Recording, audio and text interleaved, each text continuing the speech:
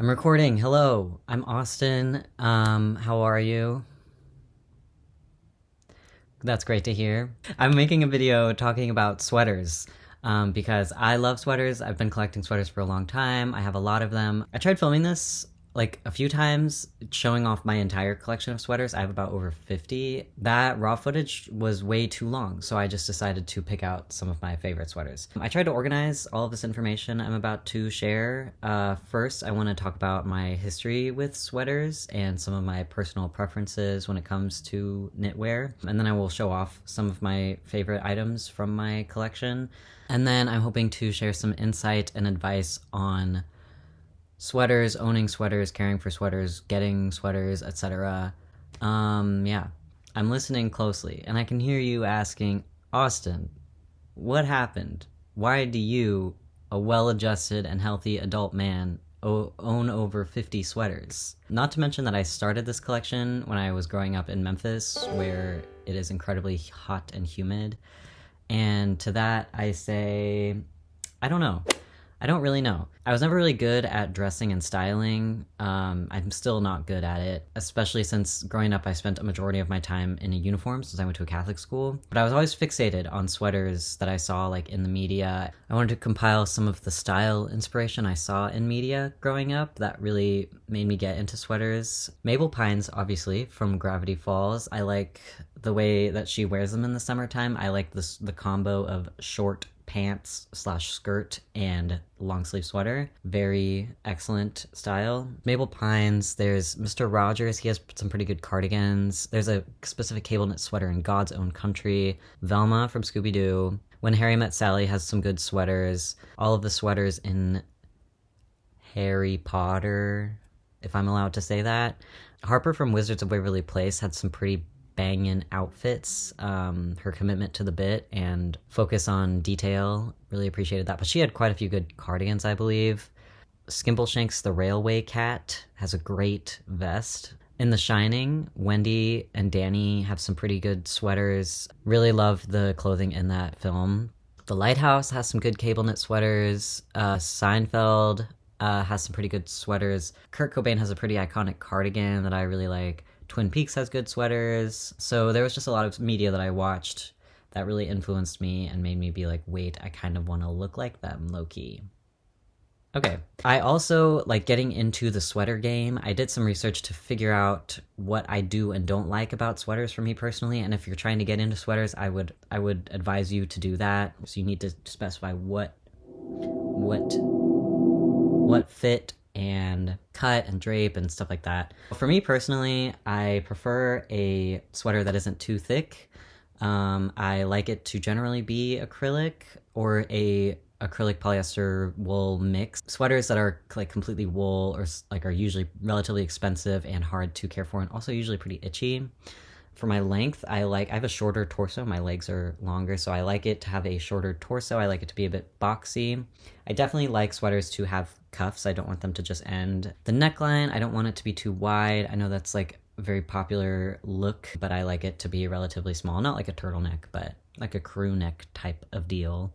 And I really like patterned sweaters. And I forgot to mention another thing about sweaters is that sweaters take so long to make and have such a long shelf, like wearable lifespan, that they all have stories tied with them, which is really sweet. And just because of the nature of knitted items, they hold on to smell, they hold on to stains, they hold on to like whatever experience that you have wearing a sweater, the sweater holds on to. It's kind of like hair, you know, like when you cut off hair, you're like cutting off like the memories associated with the hair or something. I don't actually understand that metaphor entirely. So I think today I'm going to show you like 22. That's what my list is saying right now. Let's get started with my black, gray, and white moss sweater. This is an acrylic sweater. Funny enough, I was thrifting one time wearing this sweater, and then I came across a bunch of its siblings out in the wild at a thrift store. I guess that this line of sweaters came in like other colors as well with like the same design. A good pick in my collection.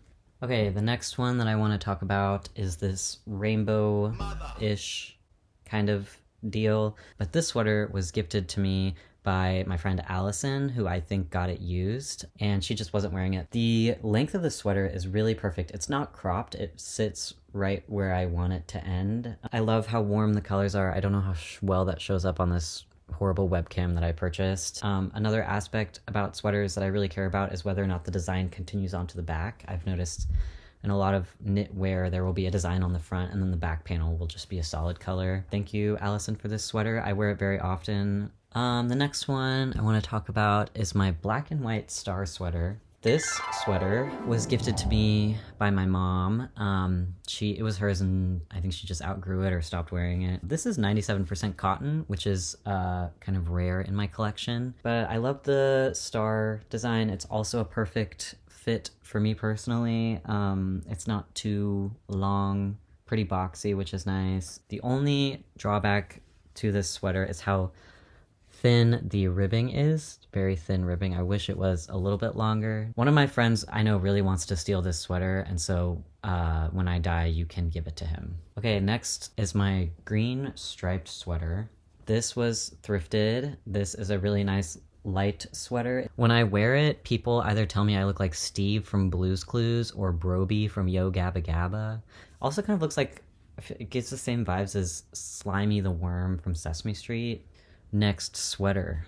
Brown teddy bear sweater. Hello. This was a thrift find. I think it's a women's fit. I don't know, the tag looks like it's from a women's clothing store. It's incredibly soft. It's fuzzier than my other sweaters. As you can see, fibers are a little bit more raised.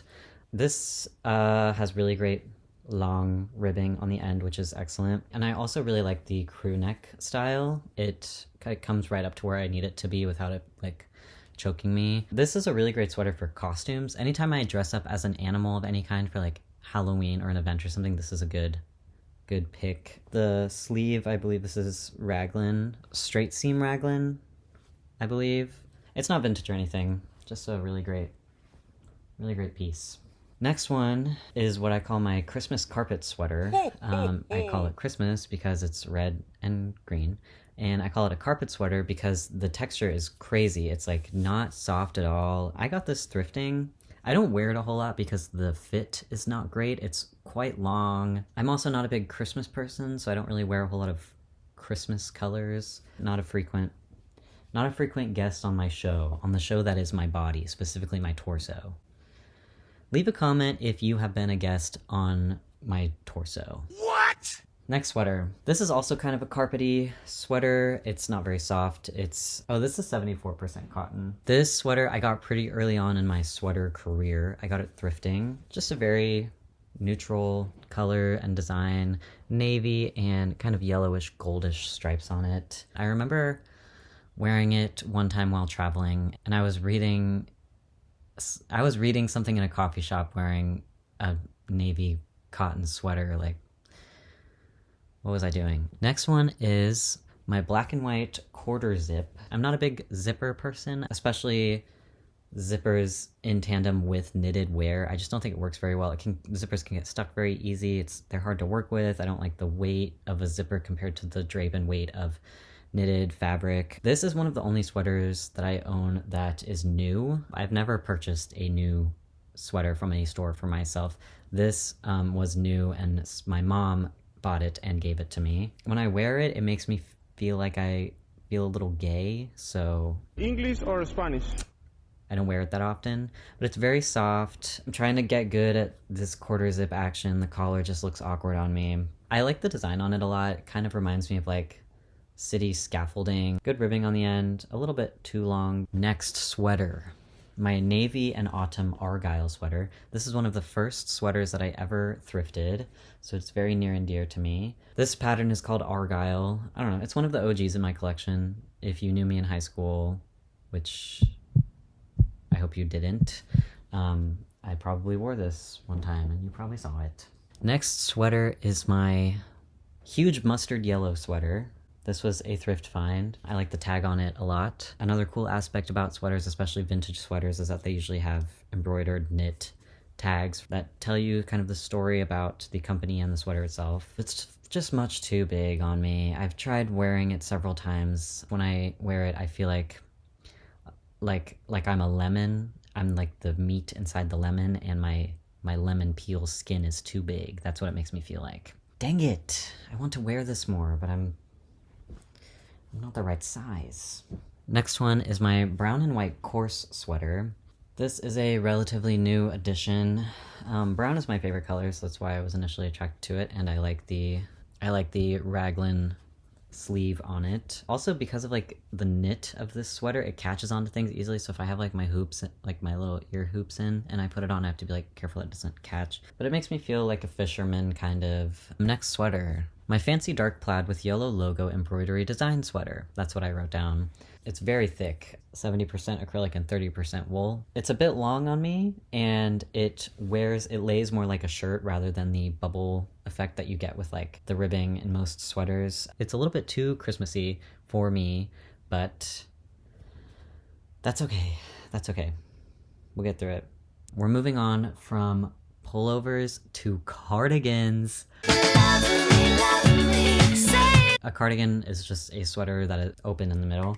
I don't have as many cardigans as I have pullovers, just because they are harder to style because you have to find a shirt that fits with it, that goes well with it. This cardigan is one of my favorite articles of clothing I've ever owned. This is my perfect, what did I call it? Perfect forest green cardigan. It's one that I just got thrifting. Can't remember when, where, what, but it was definitely several years ago. I like to think that if I was a cartoon character, I would wear this sweater. I always get compliments on it. It's the perfect color. It's a perfect fit. Like, it's just excellent. I roll up the sleeves. They like drape really well on my arms. One of the only weird things about this sweater is the buttons.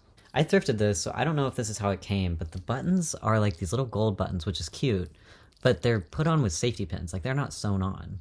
And I could sew them on, but I just like I'm just confused by them. Like, who did this? Sometimes I wear this sweater when I'm like playing music, like guitar or cello or something, and the buttons rattle up against the instrument, which is kind of funny.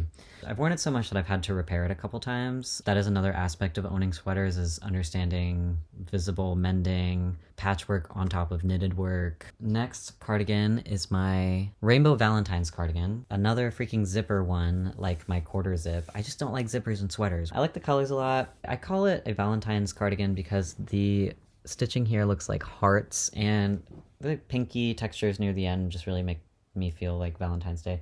I've also figured out that this sweater has a lot of siblings in the world. I think this company, whatever, like made several versions of this sweater. And I always get compliments on it when I wear it, which is nice, but why do you have a zipper? Next sweater, my big gray cardigan. That's what it is. It's a big gray cardigan. It is definitely much too big on me. I wear it more like to bed or around the house, sort of like a robe. It makes me feel like I'm in a British boarding school. It has nice pockets. Shia just texted me. She hates me.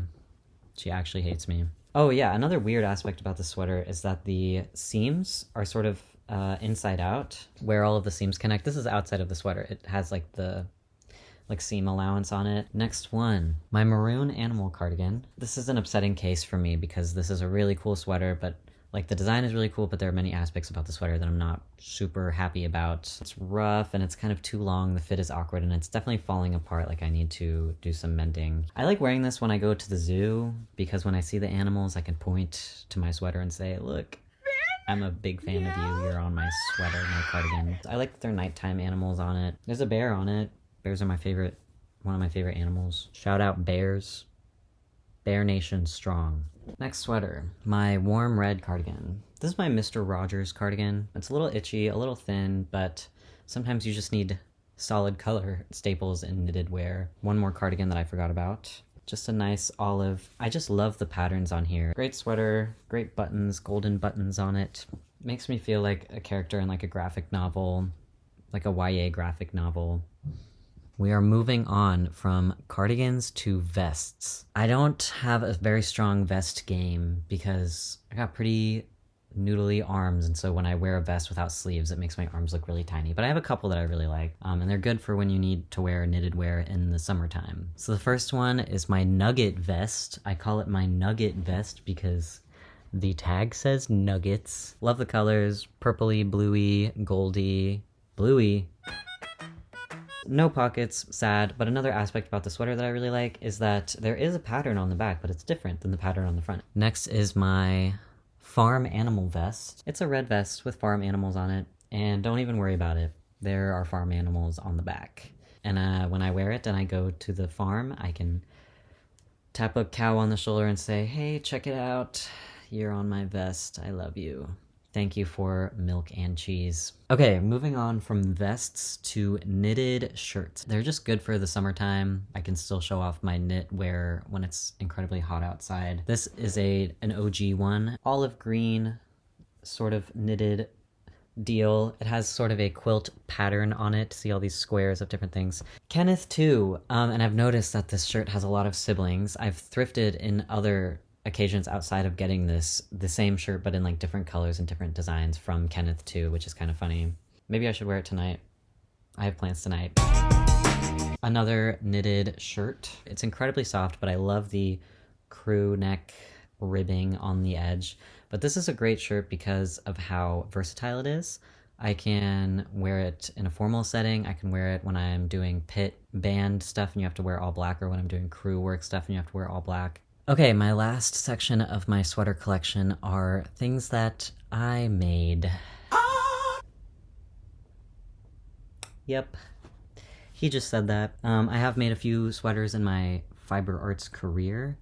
Unfortunately, a lot of them I do not own anymore because they were gifts or they have been lost to the test of time. The first one is, this is the first pullover that I've ever made. This was a crochet project. Cat Raglan pullover. Since it was my first pullover, I am really happy with the colorwork and design and tension throughout the piece, but I don't like the fit of it. I don't like the drape of it.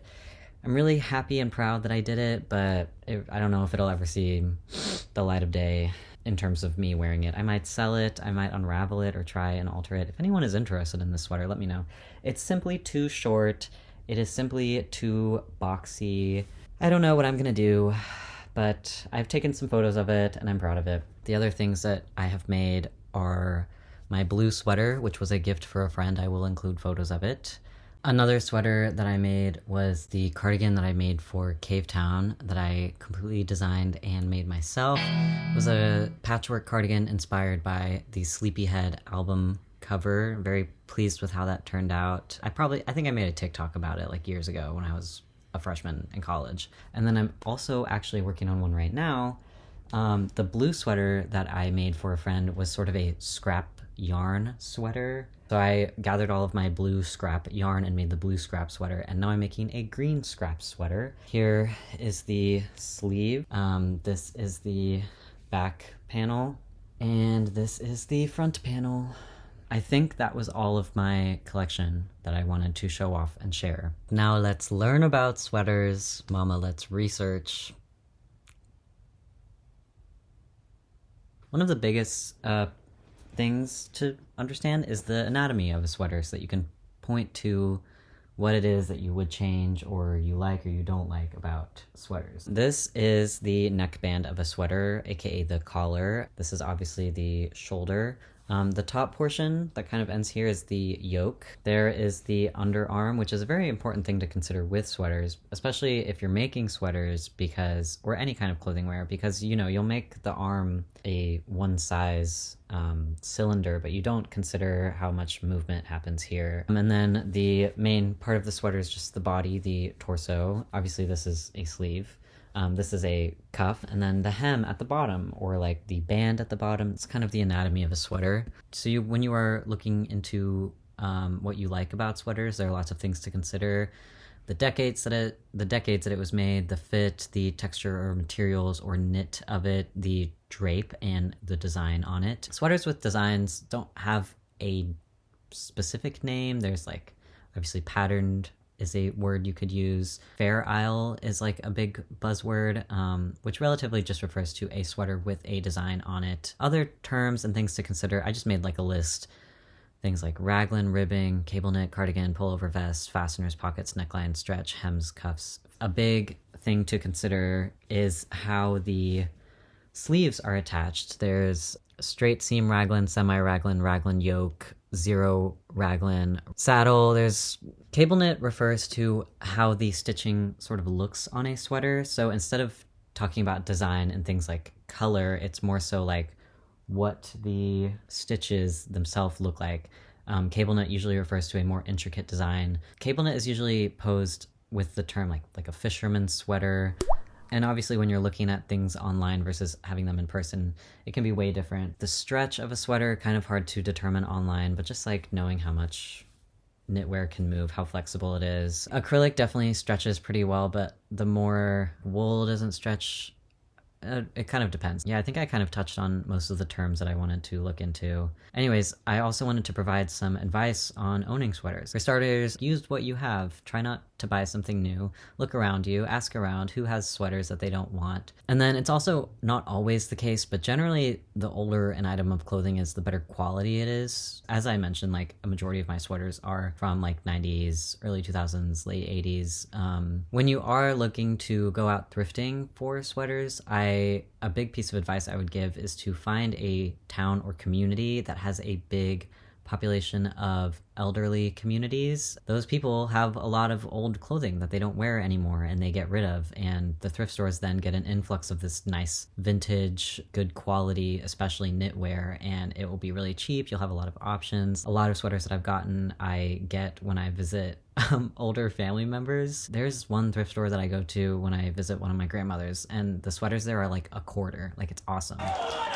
When it comes to owning sweaters, they can be hard to figure out exactly how much you should wash them, how to wash them, how to dry them, how to store them. With outerwear garments, they don't have to be washed as often, but you should also consider that with knitwear, they do kind of hold on to smells more, hold on to liquids more. As an overall statement, with knitwear and clothes in general, stepping away from automated laundry machines is good for clothing items, especially with things like knitwear that are more delicate and cost more. I would just say try, if you have the time, just hand wash them.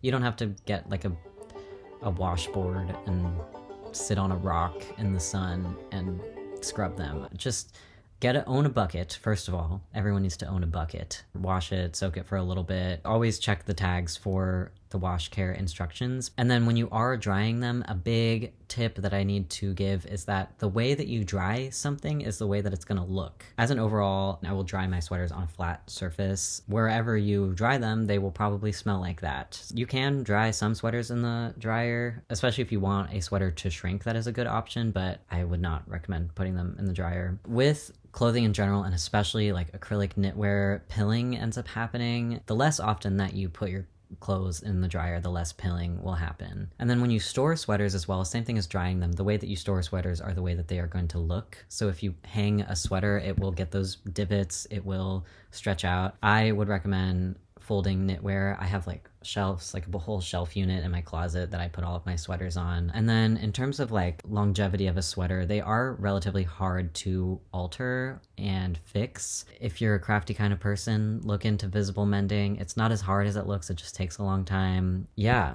good luck on your sweater journey. Thank you for letting me talk about my collection for far too long. Very kind of you to sit back and watch. If you're on Substack, I try and post monthly on Substack to talk about some of the stuff that I've done and things that I've made. We can be friends there. I will read your writing. I think that's all. Thanks again for watching.